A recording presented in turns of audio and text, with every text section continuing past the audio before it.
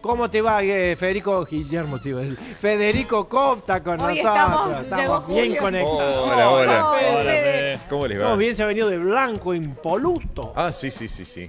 El invierno le trae esa Claro, necesidad. ya en cualquier momento me pongo la nariz. Parece estoy hecho un muñeco copito de nieve. Navidad. Sí. Queda como un copito. Ay, por favor. Usted solo lo dijo. Yo no digo nada. Sí, me hago Bueno, cargo. Fede, tenemos contaminación atmosférica en nuestra Córdoba. ¿Cómo es esto? ¿Qué se sabe hasta el momento? Porque es una ciudad que ha tenido diferentes instancias en esto de la contaminación en todo sentido. Se ha querido medir en algunas instancias, algunas gestiones pusieron sensores, después desaparecieron los sensores. ¿Viste qué ¿Cómo es? variable que ha sido la historia? Porque en la época de Martí teníamos datos y después se discontinuaron por 20 años. 20 años. Y después, bueno, volvieron a haber datos.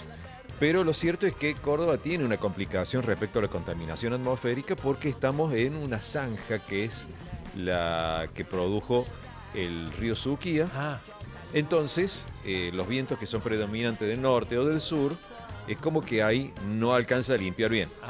Porque justamente... Esa es la nube que yo veo a la mañana cuando vengo y veo que... Bueno, y la Cuando nube arrancan todos los bondis. tiene otra historia, porque ¿qué pasa?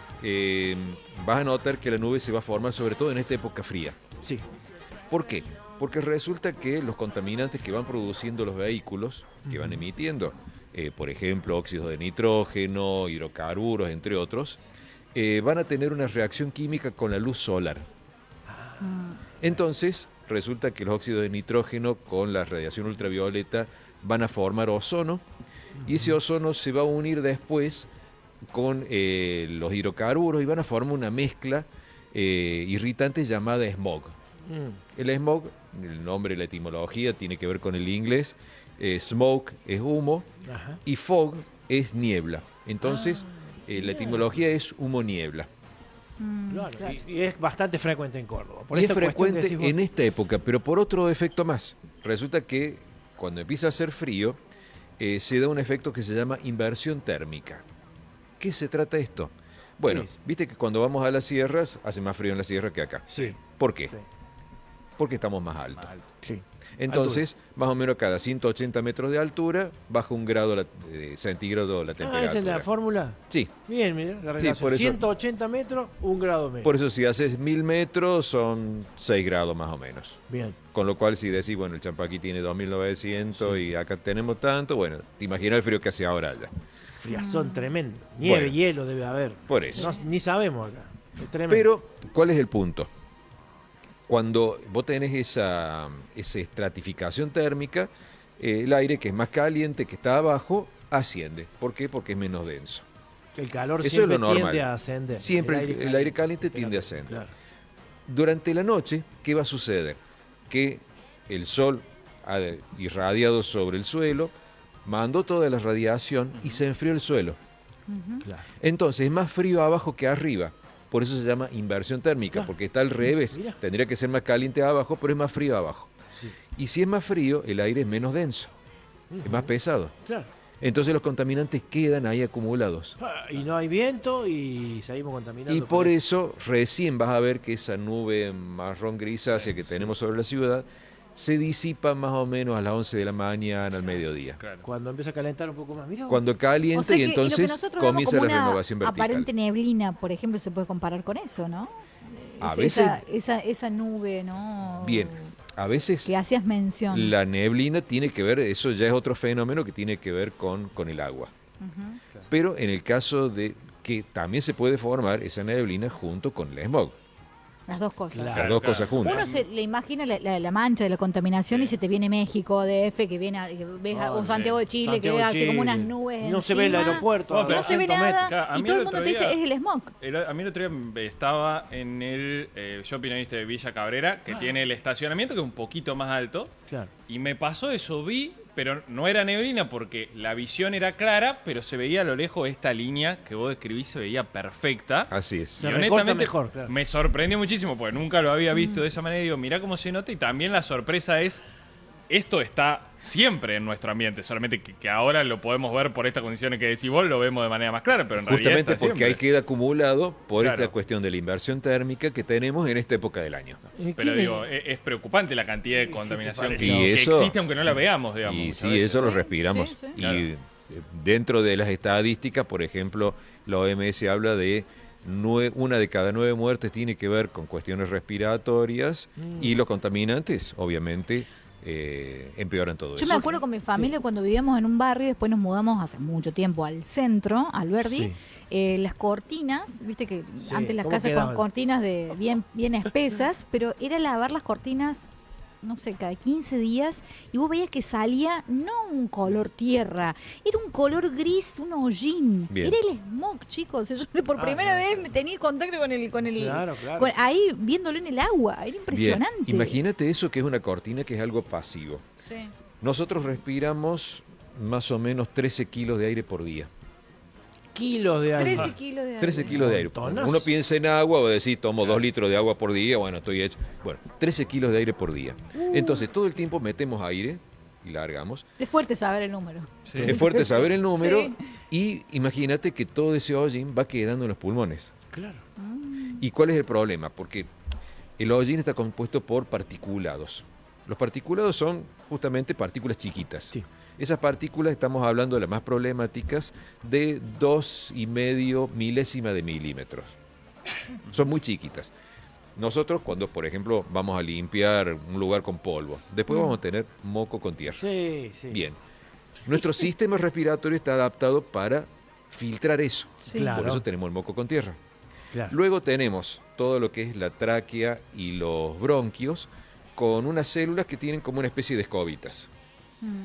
Y tenemos otras células que forman moco. Entonces, Y los las pelos de esco- la nariz, ¿no? Sí. Los pelos Sumale los calientes pelos de del la nariz, aire acá. también, sí. tiene pero su función. acá tenemos esas escobitas que son microscópicas. Entonces, ¿qué hace eso? Va limpiando, va tirando toda esa mucosidad hacia la garganta, después o la tragamos, la Sí, escupimos, bueno. sí, lo que sea. Pero ¿qué va a pasar? Todos esos contaminantes los vamos limpiando. El problema son las partículas chiquitas que pasan todo ese sistema, llegan a lo profundo de los pulmones y ahí se acumulan. Mirá Por eso vos. los contaminantes, las partículas menores a 2 micras y medio, o sea, 2 milésimas de milímetro y medio, son las más problemáticas porque entran profundo a los pulmones. Y las que están ahí en el smog son así. Sí. Exacto. Qué Tenés bueno. esa más las tormentas de polvo que vamos a tener en agosto, septiembre. Claro. ¿Quiénes son los principales generadores de este humo, de este smog? Yo pienso en los colectivos, en los vehículos, pero hay otras fuentes. Fábrica. Y las más, o sea, tenés fuentes móviles que son las más importantes en este momento para la ciudad, y después tenés fuentes fijas. La fuente fija, como una fábrica, bueno, depende puntualmente cada industria qué es lo que pueda estar emitiendo. En general, si son industrias grandes, tienen por ahí más controles. Claro, sí. Pero a eso se le suma, por ejemplo, típico que empieza a haber esta época, se empiezan a quemar los baldíos. Sí. Al costado de las vías, al lado de la circunvalación. Todo eso va quedando ahí y todo eso lo vamos respirando. Peor, Quemar la basura, ¿no? peor El es hábito quemar la ese. basura y mucho peor manifestaciones quemando gomas. ¿Por qué? Porque esas tienen, dentro de los particulados, tienen unos compuestos que justamente son cancerígenos. Entonces, como son partículitas y quedan en los pulmones, bueno, ahí ya nos vemos en problemas porque eso queda alojado en los pulmones. Qué bárbaro, qué tremendo. Esto lo estamos respirando todo el tiempo y es una ciudad que tampoco es tan gigante como para decir tiene tanta contaminación, sin embargo está presente. Sí la ¿no? tenemos por esta cuestión geográfica del pozo. Y que conviene, qué sé yo, no sé, cuando Irse. uno, no, claro. Es en la periferia. Ah, sí, el que no vive en el centro, ¿no? Pero digo, si tenés que pasar por un lugar que vos ves que hay mucho smog, te conviene comprarte un barbijo. Y Digo, poco te va a hacer porque poco, ¿no? el Tarde o diámetro temprano de tenés las que respirar. partículas problemáticas es muy chiquito. Mirá vos. Entonces, No sirve el Ni barbijo eso, como ni usan los barbijo. chinos. en todo caso, lo que podés hacer, subir la ventanilla en esos lugares donde hay más humo y bueno, te va a entrar menos. Pero sí, es un problema. Por eso es ¿Y que los ozonizadores en las casas sirven para esto? pueden servir porque oxidan y pueden depositar material contra la pared, lo mismo que los ionizadores. Porque ¿qué Ah, pasa sí. con el ionizador? Carga la partícula eléctricamente y entonces ¡tac! Y se te pega contra la pared. O sea, Mirá. no la respiras vos. Por cierto que esas partículas después va a tener que con el tiempo pintar la pared porque Sí. se te va ahí. Mirá vos, Pero la pared va. es material que no te lo respiras.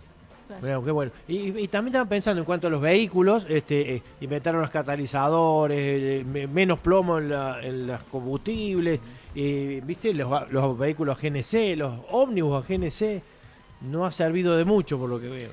El problema es que los óxidos de nitrógeno se producen porque la cámara de combustión está a una temperatura elevada. Entonces, eso lo vas a producir sí o sí. inevitable. Es inevitable. En el caso, sí disminuye toda la emisión de los hidrocarburos libres. ¿Te acordás? En su momento, en la década del 90, vos pasabas en los ómnibus un olorazo a gasoil, bueno, Sí. eso era mucho más problemático. Eso fue mejorando, lo mismo que el tema del plomo en el combustible, que hace ya más Claro. de 20 años Sin que no se plomo, utiliza. sin plomo. Pero bueno, seguimos con deudas en eso, sin lugar a dudas. Bueno, gracias Federico Copta, Gracias, querido, Fede. cómo te queremos. Cuando venís acá nos iluminás con tu conocimiento. Gracias, muy lindo ese buzo Bueno. blanco, le queda Sí, sí, sí. genial, genial. Ya me estoy yendo allá si hay nieve y A la nieve. me mimetizo. No, arrancó confundirse con la Julio nieve. y dijo, ya está, estamos todos en composer, chicos. Tormenta de facha, tormenta de facha.